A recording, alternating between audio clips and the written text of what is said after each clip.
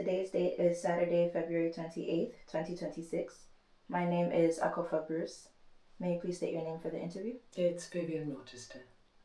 May you state where we are interviewing? Hyams Park, which is northeast London, or it's between Essex and London. Border of. Today we are interviewing for Border Crossings Checkpoint Project, a 30-year look into border crossings history and the people who have been a part of it. May you please state your birth location? Jamaica. Thank you. So, I would like to just start with how you got connected with border crossings. I think the first time was doing a classical project called Sir Thomas More. I think Michael had seen me at the Royal Shakespeare Company, and as a result, I think I was asked. Can't quite remember how it happened, but I was invited to come and be part of Sir Thomas More, which was a fantastic project. I had two parts. One to play Dol Tearsheet, was this wonderful activist, female activist, and in the first half, and in the second half I played Sir Thomas More's daughter.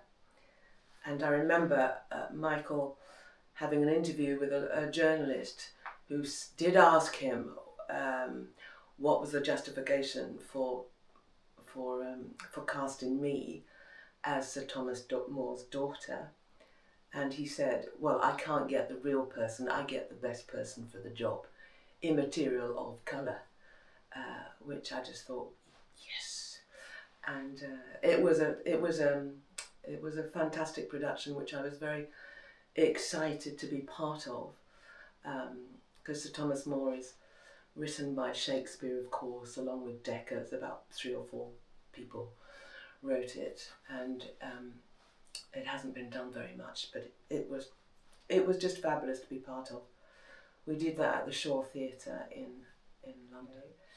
I think I went on from there, still in the classical vein. I think I went on to do I was going to say 12th Night, which I did do, but in between that we did a Eugene O'Neill play, which I was part of, called The Great God Brown. He was doing a lot of sort of very classical work at the time, and not well-known works, hence Sir Thomas More and hence The Great God Brown. Really interesting and in some ways forgotten work, or certainly work that was not done regularly or often, or even often, or really interesting work. Very different, an American play, of course, Eugene O'Neill, and a little bit coming from left field. Very interesting. After that, I think I did 12th Night, and which I played Olivia. That also was a joy. I love Shakespeare, huge fan of Shakespeare. I now have gone on to direct quite a few Shakespeare projects, particularly in drama schools, and I just love it. And I love listening to Shakespeare, and of course he was very wise, first therapist ever, I suppose. Anyway, 12th Night, and the joy of that was not only did we play London, but we also went over to Mauritius and the Seychelles, and that was just joyous. And I think it was lovely. We had a very mixed cast. When I say mixed, I mean in terms of nationalities, people's backgrounds. Like, I'm Caribbean, there were several English people, there was an Asian guy, mixed, multiracial cast, if you like. And that was joyous, and it was just, I've never been to, and unfortunately haven't been back, although I am shortly about to go to Sri Lanka and the Maldives, but yes, that was my first visit to Mauritius and the Seychelles, the first and only thus far. And that was just a delight. But I think it was interesting for the people too, because they saw us, this multiracial company, coming to them and bringing a sort of English classical piece of work to them. And I think it was just nice to see themselves, and certainly it was nice for me to be there. So, great. And those, I think those particular productions was quite early on in the border crossing history, if you like. But I think Michael has always had. He's an academic, and he's an intellectual, and he's always had a particular interest in bringing cultures together, and mixing different styles together, which of course he has gone on to really do and to really explore. So yeah, a joy, and I adored working with him and the company. It was a lot of fun. You mentioned Shakespeare. What was your introduction to Shakespeare that made you initially intrigued? Well, of course, I was introduced to it at school, and at school, I thought it was pretty dull. It wasn't the language of that was easily, at least when I did it at school, it wasn't a language that was easily accessible. I don't think it was sort of taught the best at school, because actually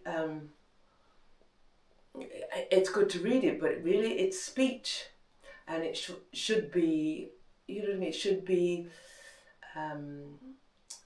be spoken, it should be played around, it should be made your own. And I was a drama geek at school. I mean, I still am a drama geek, and so I should have really been drawn to it. But I think what changed my opinion was that I went and saw a play. One of our what do you call those teachers? They're sort of peripatetic, and they came in. But we had an actor come in for a term from Shakespeare, who was actually, I think he was not that the RSC sent him in, but I think he was just, that was his second job. It was teaching, and he came and taught us for a little while. But he took us to Stratford, and I think he took us, I'm pretty sure he took us, it's all a long time ago now, when I was a kid, because this is either junior school or the first or second year of secondary school. He took us to the RSC, and we saw Romeo and Juliet. I absolutely fell in love. I think that is where I fell in love with theatre, and the stage, and acting, because within my family I was very odd, as I was considered weird, because I have two brothers, and they were the whole family's a bit into maths, history, science. Drama didn't feature into it, and they were on that side, whereas I was sort of on the creative side. I'd adored English and stuff, drama, dance. I say dance, movement at that time, I think. And so I was very much the sort of oddball in the family. I was also the only girl, because I had two brothers, so I was very odd. And even my mother had her fair share of testosterone. So I was a pretty a bit weird in my family because I was this artistic person that there was no other connection in the family that was on that kind of side. History, like my mother was a bit of a history buff, that was the closest to it. Everybody else was sort of science and stuff. Although my brother, one of my brothers, was really into football. We were all quite athletic as kids. We all ran, as you can imagine. I don't know. In an English school, us blacks were pretty high up there on the athletics side. So, you know, but we were all sprinters. And I think I did a bit of everything. I think I did high jump. I think I did long jump at different periods. I played netball really well. Tennis was the only thing I didn't get on with. For some reason, I could hardly get the ball over the net. So I fell down on that one, but all the other stuff. And swimming, for some reason, just because I spent one summer swimming a lot. When I say swimming a lot, we would go to the baths every day. So by the end of that summer, I became a pretty fast breaststroke. So I even ventured into swimming, school swimming. But I only did that, I think, for a year. But otherwise, we were all pretty athletic as kids. With you being the more artistic and creative person in your family, how did you navigate any kinds of doubts or uncertainty with venturing into your field? I didn't really. I didn't. I went off to uni and did, because of my family, and did English and drama, and also began to teach. I came out and then started teaching. I think within the first year of teaching, I came back. I did it in Manchester, and I came back to London. And in the first year of teaching, I think I went and did an Easter course at London Contemporary Dance School, just for Easter, and it blew me away. It absolutely blew me away. And I thought, oh wow, I'm going to do this. And I think by the end of the year, I auditioned for the London. By this time, of course, now I've done what my parents wanted me to do. So now I'm earning my own money, living away from them, and living with my boyfriend, in fact. And we talked about it. And I left school. I auditioned for the London Contemporary Dance School. I was really fortunate enough to get a scholarship. And so I started training as a contemporary ballet dancer. And that is what I did for the next, I don't know, 5 or 6 or whatever years. Until after a while, and I danced here, the English Dance Theatre and so on. And then I went to Canada, danced there, and then I came back, and I got married, and my husband was Canadian, is Canadian, and when I came back to this country, I just wanted to open my mouth. I just really needed, being a contemporary ballet dancer is fantastic. And I also began to choreograph as well, but it's very different. The nature of the piece is very different. If anything, actually, it's a purer form, and essentially all you are concerned about is with the body and expressing the truth through that body. There's not a great deal of discussion. The exploration is very much the work. There's not a lot of sort of active, cerebral exploration, although it's going on, but it's very much to do with the body and the art form and so on. And I just wanted to open my mouth. So I'd had an agent, and I did a lot of acting when I was a kid in any case, and I had an agent through the dance. And when, in fact, I lived in Vancouver, and when I came back for the summer here, that agent sent me off to do an audition, which I got miraculously for TV,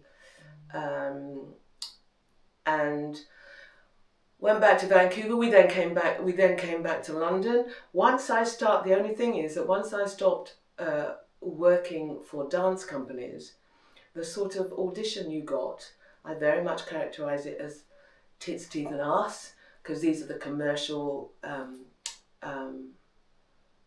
jobs, which is not me at all. And I thought, this isn't going to happen. I thought in the ideal world, what I would do is, an acting job perhaps, and then a dance job. No, absolutely not. So really, what happened was that I gradually moved more over into the acting side, and I started doing plays. And fortunately, I'll touch wood, fortunately, it then grew and grew and grew. I think I did do a kind of TV special contemporary ballet, classical ballet, jazz, sort of feature thing. But other than that, I'd now started acting, very early on. I was at the Royal Court and then worked for Joint Stock and it carried on, and then I ended up at the Royal Shakespeare Company. I say I ended up, I am still an actor and I still continue to act and doing voice work as well as gaming now. Gaming has become big. So I do quite a lot of voice work, I do a lot of stage work and television, and last year I did a film. So I'm very much an actor, but I'm also a director, because I did actually, while I was acting and so on, again, because it's not continuous, and I just need to be active. I started teaching, and I started teaching contemporary ballet in particular at various schools, Royal Ballet and so on, contemporary ballet. And then I was offered like a full-time job, and by that time I'd always done Samaritan work, which is a voluntary organisation that we have here, and I was just interested in that work, and as a result of being interested in that work, I became interested in psychotherapy. So I was doing acting work while doing Samaritan work, while doing teaching work, to make sure that I kept a roof over my head. So I was doing various jobs, running around all over the city. I was working at City Lit for a while, and then they offered me a full-time job. So I thought, what? And by this time, I started studying psychotherapy part-time, and the thinking was that I would carry on acting and have this psychotherapeutic practice on the side, which of course you can't do, because you can't pick yourself up and leave your clients. See, this is how flawed my thinking was at the time. You can't, once I started having clients, I realised, you can't do that. But anyway, so I was offered a full-time job. I was there for about 18 months, and then I was offered the head of the drama dance speech department at City Lit, and there I stayed for a considerable amount of time. And I didn't carry on with the psychotherapy with my own practice, which was the intention, but I did use it in my teaching and in my directing, and I continue to use it in my teaching and directing. I very recently directed Macbeth, and again, now I go into drama schools, and I always start off with particularly now with the young and the time that we live in, I always address mental health first before I start directing, so that's just what I do. So I consider myself, I'm very happy now, because actually, again, I'm freelance. So I act, do a lot of voice work, I go in and direct. It's joyous. I consider myself to be very fortunate. Today's climate, of course, you can describe it as very different from 10 years ago, 20 years ago. And as you mentioned with mental health, the kind of attention we pay to that now is different than it was before. Yeah. So how did you navigate that for yourself, and what did you see in your time in the ballet world, and then also transitioning into these other fields surrounding topics such as mental health and wellness? Okay. I don't see the sort of I don't see the mental health and wellness the same as when I was growing up. I think it's much more, for everybody, somehow much more critical. If I talk about myself when I was growing up, I kind of always felt that I lived a double life. The life that I came from in my background, Caribbean background, you know, people. My parents had emigrated from Jamaica to here. They had their problems and shielded me from a lot of it. But at the same time, they were shielding me, but at the same time coaching me to be strong and successful in an environment and a climate that wasn't particularly welcoming. Certainly they weren't going to embrace me just based on the colour of my skin, just based on the sight of me. So there was always this, I think, particularly from my mother, this fierce protectionist kind of viewpoint. And also we were very much, my mother was very central in the church. We were brought up in the church. I was a Sunday school teacher, and we were taking exams from a very young age to do with the church and the Bible and Christianity and so on. But I also found, if I'm being totally honest, I also found my home environment quite repressive as a result, and there were lots of things we can't do and shouldn't do. And me as a girl, being the only girl, that kind of repression was oppressive for me, to be honest, as a small kid. I was very bright in my infant school. It was really lovely. There was a teacher there called Mrs. Raymond.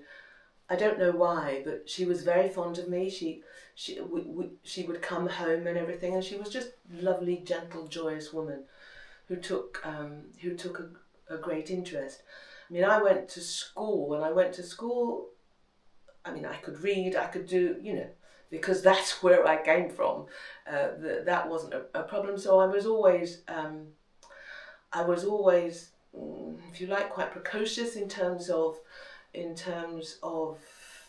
academic stuff, but also in my infant school. That was the first time I had any an idea of performance, an experience of performance. Because in my infant school, again, as I said, I was quite good at dancing. We did lots of country dancing, and I do remember.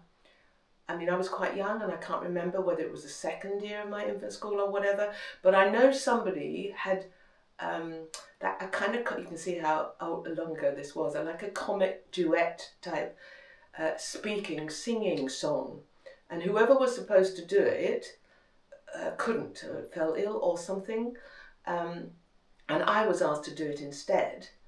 I don't know why. To this day, I don't know why. But I do remember it was that song, "There's a Hole in My Bucket, Dear Liza, Dear Liza."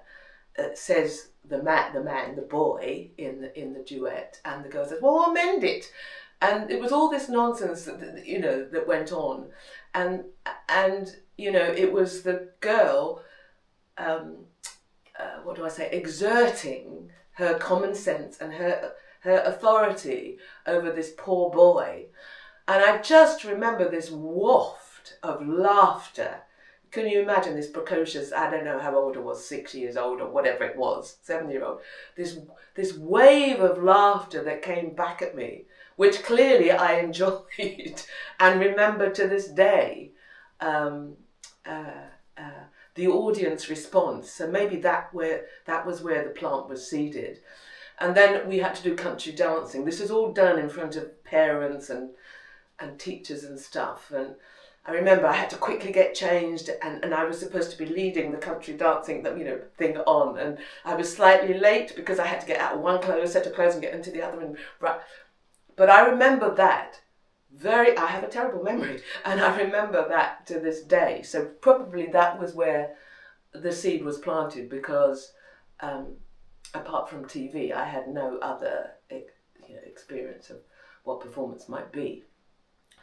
Now to get back. So, but see, the thing about it when I was a kid growing up was that, if you think about it, my home had lots of rules and was quite repressive and stuff. When I went to school, it felt like freedom. It felt like there was a completely different set of rules. I could be me much more. I could express myself much more. It wasn't as what I considered to be quite oppressive. I remember when I used to go in a secondary school, when I used to go home, I would have dinner and do whatever, and then be in my room all the time. Really, I would pretty much be in my room all the time. But when I got to school, I was kind of the life and soul, of the party, and I was very popular and blah. And I was bright. So school was good. There were a couple. I remember the info school. There were a couple of occasions when certain teachers, I was aware that there was a problem, but nevertheless, on the whole, I was fine. And also, because I was bright, and also because, although I was born in Jamaica, my accent, I think, was formed from here. So I speak like the indigenous population, or at least certainly the ones that I mix with. So they can't, I say they, the indigenous population, apart from the colour of my skin, I seem to reflect, not all of them by any stretch of the imagination, seem to be a reflection of them. I'm well assimilated. I am very much part of this country. I am a product of this country with an additional, vibrant, colourful, dynamic, extra essence. So I figure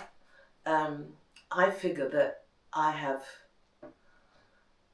again, I'm very fortunate because I have this multicultural makeup, which serves me well, I think, and and also, and I think this is from my Caribbean side, I have fantastic energy, which I'm blessed with. It has nothing to do with me. I am just blessed with that, and that, I think, comes from my heritage, comes from my culture, my family, and so on.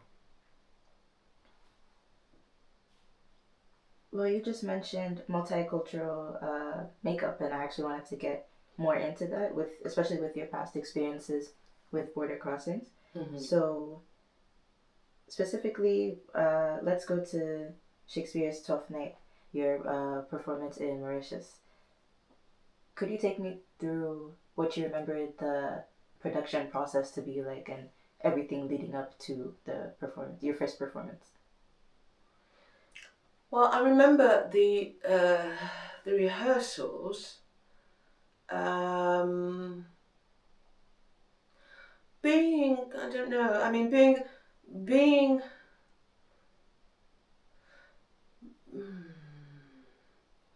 certainly being straightforward, but looking at the language, but also because there was this awareness of going into an Asian culture, we did look at some movements, coming from that culture.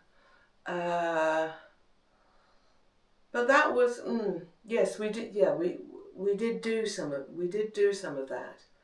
I was also aware that, you know, Viola is a noble woman. You know, she is the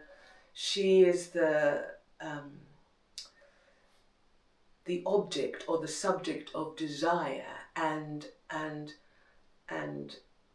if not the highest in terms of status in the play. And I was very much aware of going to, although Mauritius is an Asian country, I was very much aware of thinking, that's great, you know, I'm not playing a servant, which is perhaps expected and typical. You know, I am a noble woman, and I was kind of pleased to be playing that, and I was very much aware of that, you know, and I think we had to be aware of their traditions. For instance, you know, I mean, over here we wear black in mourning. Olivia is in mourning, but there we were in white because I believe that's what they wear. Yeah. Could you tell me more about the cast you were working with? What kind of people were you surrounded by during that time? I would just say they were pretty regular cast. To be honest, I'm just thinking of that particular production. Some of the guys, particularly, I don't know, I think, if I'm going to be totally honest, when we got to Mauritius, they were a little badly behaved, you know, English guys, young guys. Yeah, they were a little badly behaved, and I don't know. I don't know. They lacked, as far as I'm concerned, they lacked discipline, and I think, you know, we were rather fated. We were put up in this beautiful, beautiful hotel. We were these foreign visitors, and I was, to be honest, I was disappointed with them.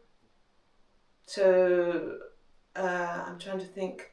I did 3 productions. Of the 3 productions that I did, they weren't well behaved. These were young guys, really, not being particularly well behaved.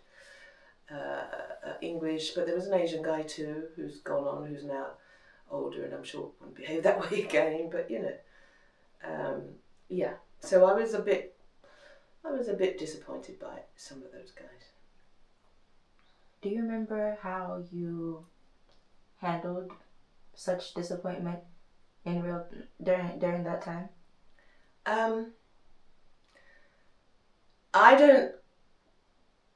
I certainly didn't confront them in a big way at all.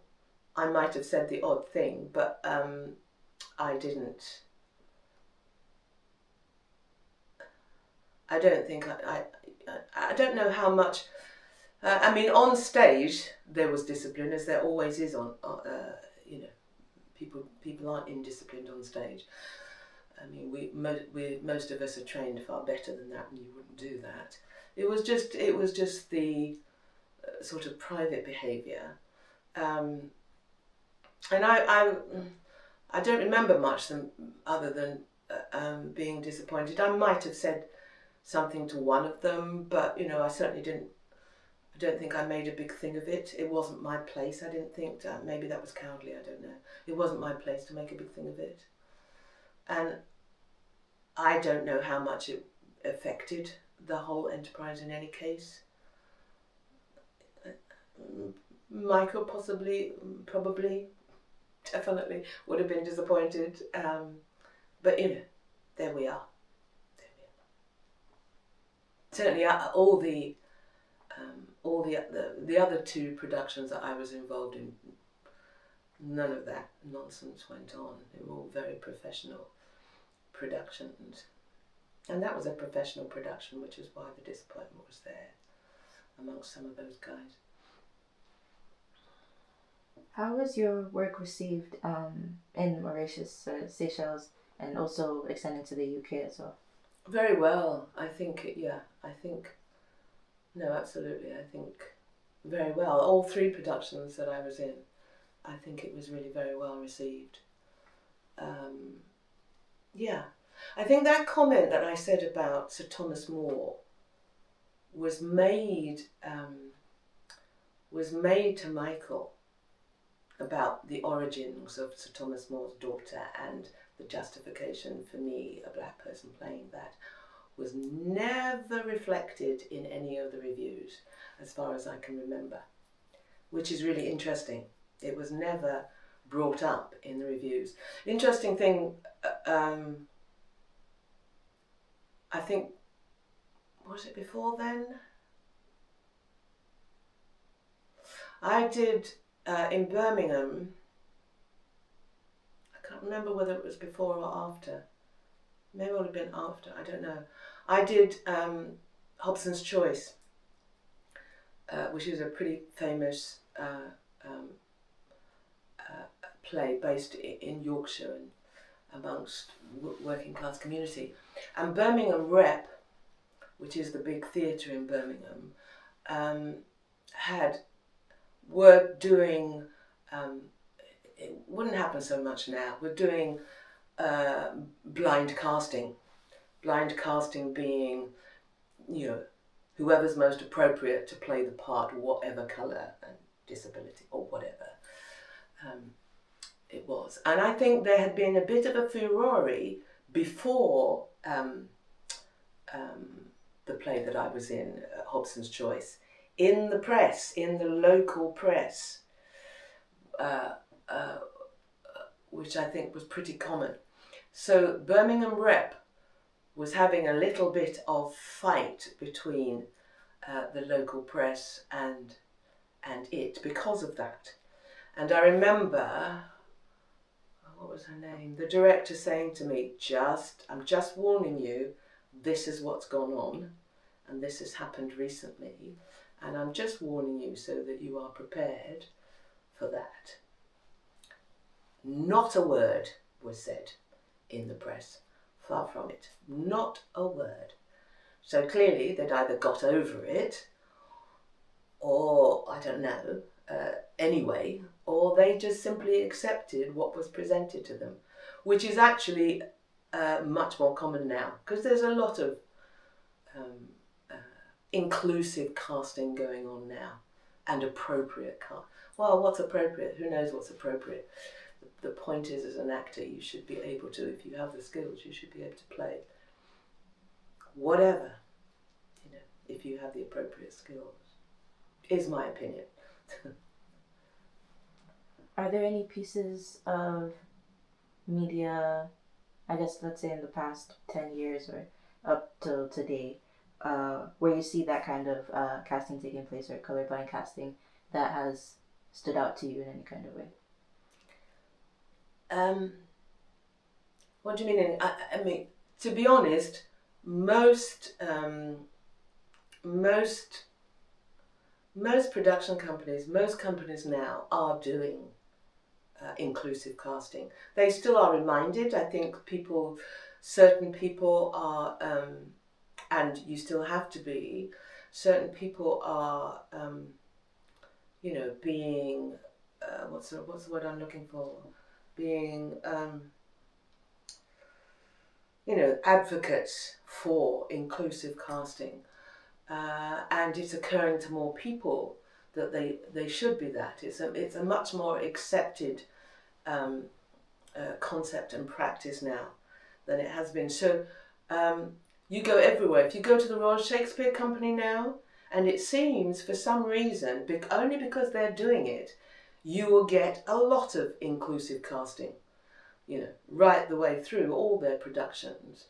So to the Globe, the National Theatre now, that is being run by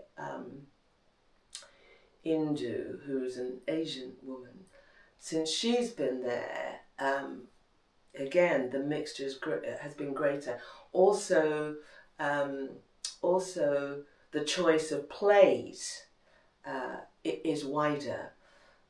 For instance, the Globe, I saw only this week on Thursday, I saw Deep Azure, which is Chadwick Boseman, the American who was in Black Panther amongst other things, who died really young. I think he was in his 40s or very early 50s, I can't remember. Who, excuse me, I remember when he died, it was such a cry, because this very, very talented man, actor, writer and so on, had passed, and he had been fighting cancer for years without letting anybody know.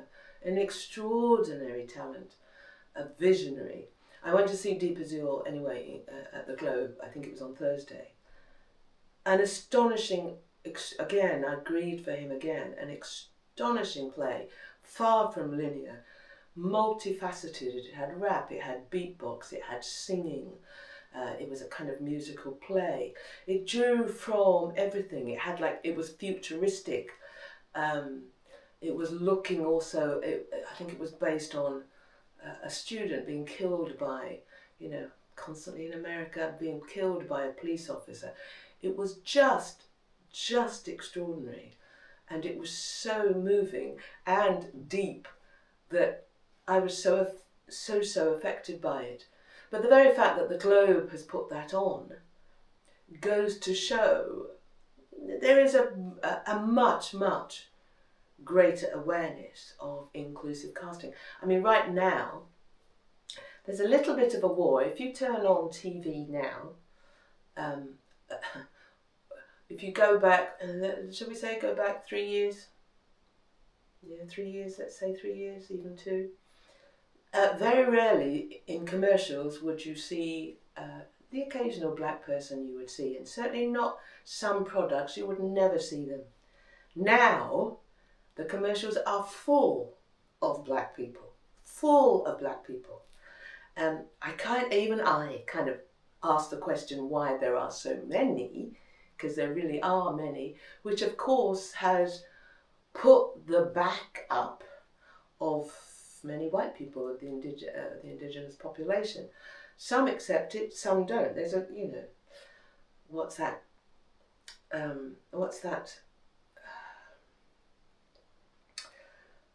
what is that party, that political party that is getting so much traction with Nigel Farage? What are they called? Oh God. It's gone from my head, and they're in the news all the time. We've just had the by-election, the Denton by-election, and they came second, the something party, the whatever party, Nigel Farage's party. Anyway, one of his politicians came out and said how furious she was seeing black people on the commercials. And it has, I think, divided some of the population quite a bit. Just to see, and I mean, it's certainly not black people that are in charge of putting all these black people on the commercial. So I don't know what the reasoning is behind that and who is orchestrating that, but it is going on for sure. Just, we are much more visible. That's all. So mentioning things like visibility and Deep Azure, Chadwick Boseman's play, how you spoke a bit about how moving it was, but I'm curious to know, what did it make you think of theater towards the youth, the people who are young, coming out of universities and acting schools, or learning by themselves, and the things that they're creating now? What are your perspectives on what's going on there? I'm hopeful about that. I'm hopeful about the work that's been created, because it's become easier to create work. I say that just because of social media, which I'm not a great fan of, to be honest. I just think it does, I mean, it has lots of good things to offer, but it's also, its potential to damage, I think, is great. But it is also I think, easier to make your own work. It's not easy, but it's easier, and people are doing it and sticking it on social media, which means there's greater platforms, so that's better. And I actually think, as a consequence, people are more emboldened to do that, to try to strike out on their own, or to come together. This is the other thing that I've noticed. A good thing about social media. I myself am part of a couple of WhatsApp communities, and essentially it's like, for instance, one's called a BBB. It's us, the brotherhood, the whatever, the sisterhood, coming together to support each other. You know, I'm in this new thing and I'm looking for so and so and so and so, and all of us are on there supporting and making suggestions and offering their services. So I think that is really good. So I think it's easier, but at the same time, if sort of upper echelons, it's still very difficult. Money is huge, and for the kids that are wanting to go the formal route, for instance, to go into drama schools, more and more difficult. I think less and less working class black kids, I think, are getting the opportunity. I think the unfortunate thing is that we live in an era. We live in an era where greed is the biggest motivator for society. So I just think we're living in a very, very, very dangerous, vulnerable time with the person that is running the states, which seems to be accepted that he is the leader of, certainly, of the Western world. What do I say? I mean, where is his moral compass? I don't see that he has one. I don't actually see where the integrity is. What I see is personal interest and personal gain, and that is supported. He surrounds himself by people, by lookalikes, and as a consequence, the diplomacy across the world is being motored by greed, by self-interest, by the acquisition of power and money. So I think we're living through a very difficult, very dangerous, I say dangerous. Trump has started bombing Iran. Israel has started bombing Iran. Israel is still oppressing Palestine. Trump wants Palestine to get rid of all the Palestinians and have some kind of Riviera Strip going on there. Putin is in Ukraine, Sudan. I could go on and on and on about wars and parts of the world erupting. And I don't see a way out. I don't see a way forward. But what I do see, I think the glimmer, the beacon of light, and it always has been, is the arts. I think that's why we're here, or one of the reasons why we're here. We have to tell those stories. We have to carry the hope and the light. And also we have to expose. We have to turn a window on ourselves to each other, and we have to offer, the hope that's within the arts, the understanding, the willingness to explore, to embrace, to move forward, to be progressive, to be creative, to be cooperative. All that is part of the arts. Nobody does it on their own. One man, one woman shows.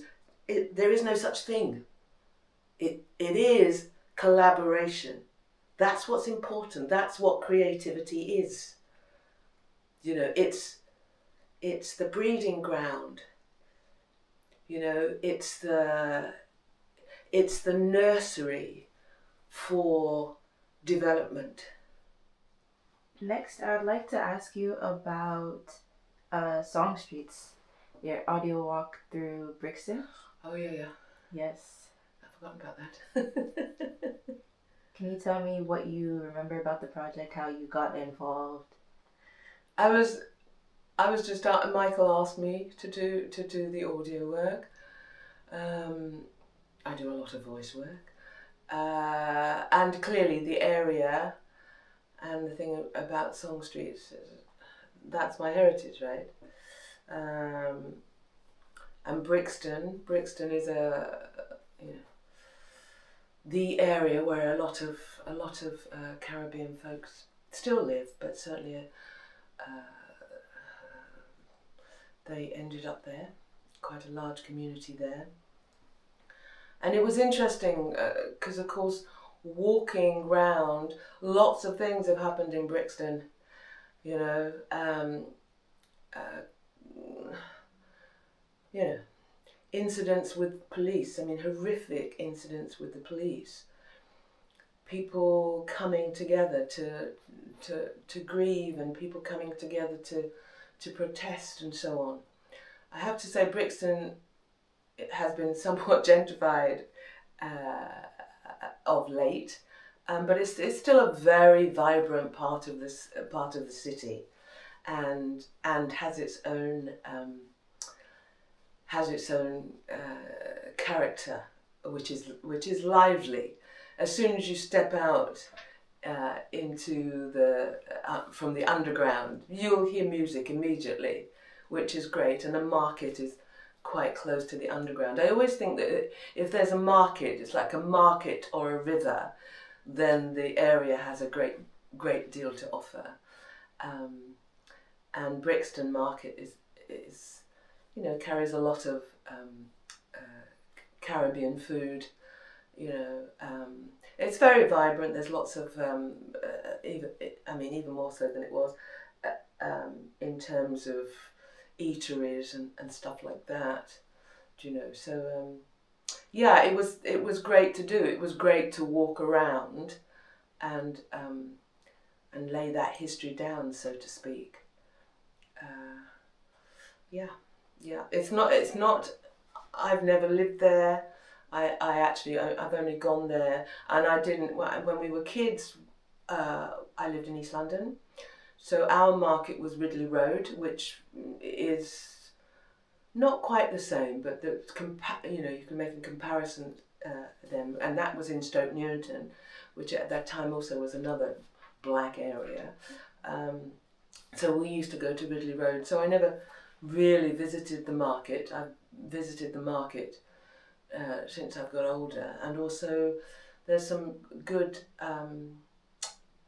arts venues. Brixton House is great, good arts venue there. There's a black farmer that's opened a fabulous shop there. There's now one of these fabulous members clubs there and everything. It's all gone up a little bit up market, but it's a very vibrant area that is full of characters, and some characters are referred to in that, and that's nice, because on the day that Michael held that function there, it was nice for people to come along and speak and so on. So yeah, that was a good thing to do. So throughout your career, were there any moments where you questioned how much space blackness or your Caribbean heritage could take up in either the works you were participating in or your own works, as you also directed certain things? Like, how much did you bring that in, if you did? If I'm involved in anything, that is who I am. That's what I'm saying. I am this. Who you see is an amalgam of my experience, of my genes, of my background. So whatever I do, I can't. It's who I am, and people respond to me as such. I have to say, I've taught in various drama schools, including universities and so on. And this is quite slight, but if, for instance, I'm directing in a school, I remember directing at Drama Centre. Drama Centre's now one of the drama centres that's been closed down. But that was part of St Martin's, Central St Martin's, the University of the Arts, at the back of King's Cross there. And I was rehearsing, and I was in a room, and there's a bit of a tussle, always in big buildings, who's got whatever room. And there was somebody from the art world, and so on, again in the arts, who came in to speak. And this has happened to me many times. And there I am, and the students are half my age, if not a third of my age, or whatever. But they come in, and I might be the only black face in the room, or one of the few. And despite that I'm clearly older than everybody else in the room, they will conduct their question about their room. They should be having their rooms, and what are we doing here, to somebody else. They won't conduct it to me because I'm the person with the black face in the room. So, and even sometimes when I respond to their question, they will still look at whoever they think is the person that has the responsibility in the room, which always amuses me somewhat, and of course I don't miss it. So I cannot do anything or go anywhere leaving part of me behind. You get me whenever you ask for me, or whenever I go anywhere. You get me. So along with all the aspects, the outward aspects that you see, you also get the vibrancy and the colourfulness, if you like, the intelligence that is there, which has been, again, a combination. You get what you see is what you get. So. Beautifully said, thank you. And Michael had mentioned to me that you stepped away from acting for a short period of time and then later returned. And I was wondering if you're comfortable with sharing what caused that break and what brought you back. I've touched on it already, really. It was because I'd done the Samaritan work and was very interested in psychotherapy, so studied that and wanted to become a psychotherapist, but not leave the arts and acting behind. I was hoping to combine them, which is why I started doing full-time work in order to support myself. And actually at the same time I also had to stop going on tour so that I could stay and do my studies and get it. So when I took the full-time job, it meant that I could finish my studies and graduate, which is what I did. But by that time, and I was head of drama, dance and speech, as I said. I was also directing that. It was fulfilling too many of my needs. I was very happy. I'm fortunate often in having the ability to enjoy what I'm doing. If I'm not, I walk away from it. So I get really pulled in. And what was good about that was that as I was running the department, I could do what I want. I could set the agenda. I could, as long as I was delivering it, in terms economically as well, I was given a free rein. And at the time, the culture of that institute was very much about people and the work, which is what I'm about. Unfortunately, the culture changed with different, I'm not going to go into it, but just with different management. And then I began to feel uncomfortable at the same time as me wanting to start doing it myself. Here I am directing and sending people into the industry. And although I was loving it, I was also beginning to get the inclination of wanting to open my mouth again as a performer. So and then a writer-director invited me to do a play. So I took a bit of a sabbatical and went and did this play to find out whether I really did want to go back into it.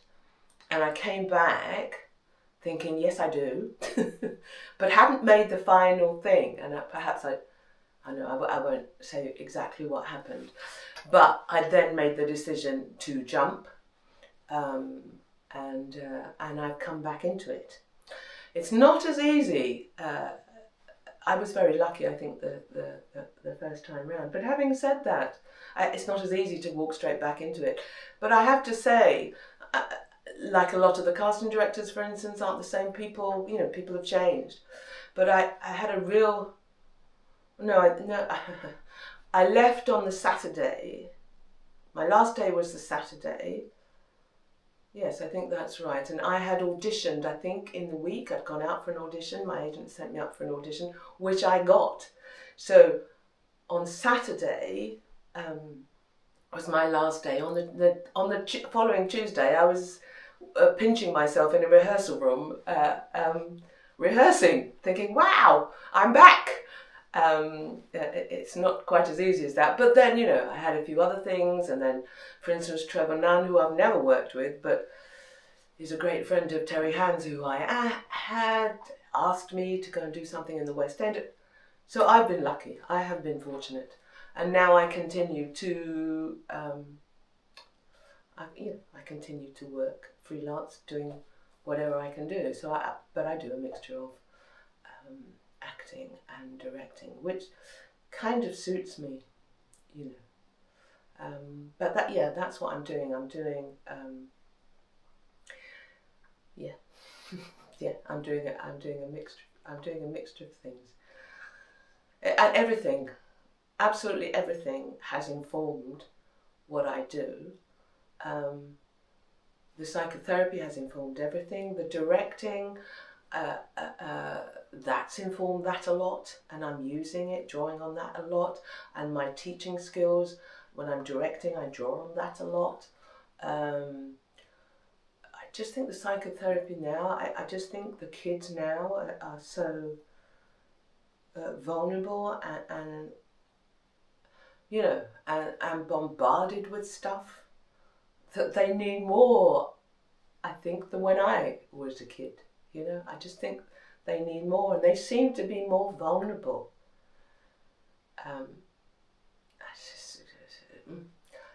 All a little extraordinary, but you know.